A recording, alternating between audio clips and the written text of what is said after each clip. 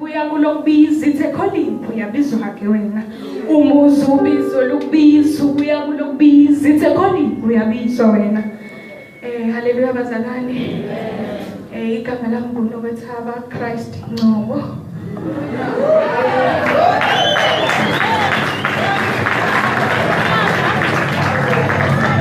I would like to share a poem with you.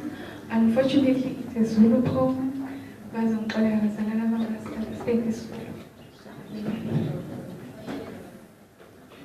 Bese kuthi ngithathe nonke ngise kwelikamoya.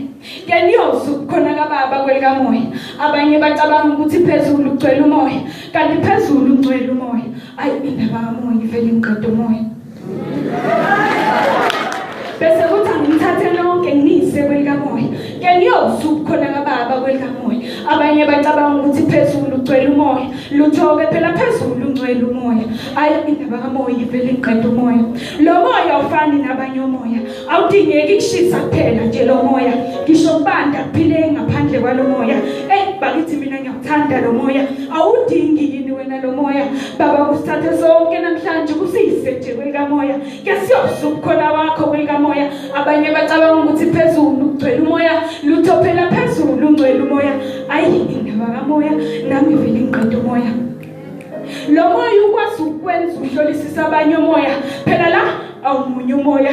Simelene nakazi nanyama kodwa simelene neminye imoya. Ayi awuzwanga ke wena leyo uzoyibamba kwelikamoya. Bese kuthi ngithathe nonke ngise nje kwelikamoya. Ngeniyosu khona kaBaba kwelikamoya.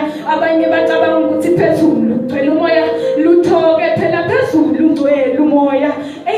Indaba kamoya nami ivele inqeda umoya.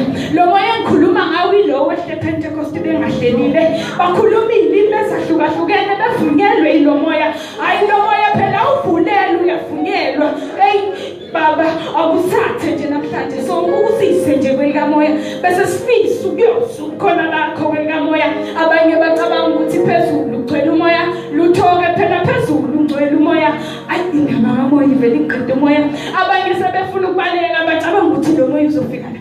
Cha lo moya ufika la.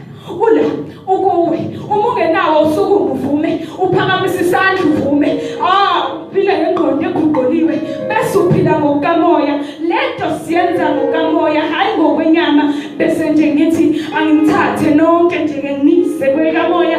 Kaniyozwa nje ukhona kaBaba kwelikamoya.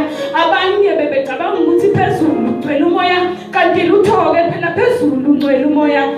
Indaba kamoya ivele inqeda umoya. Thank you.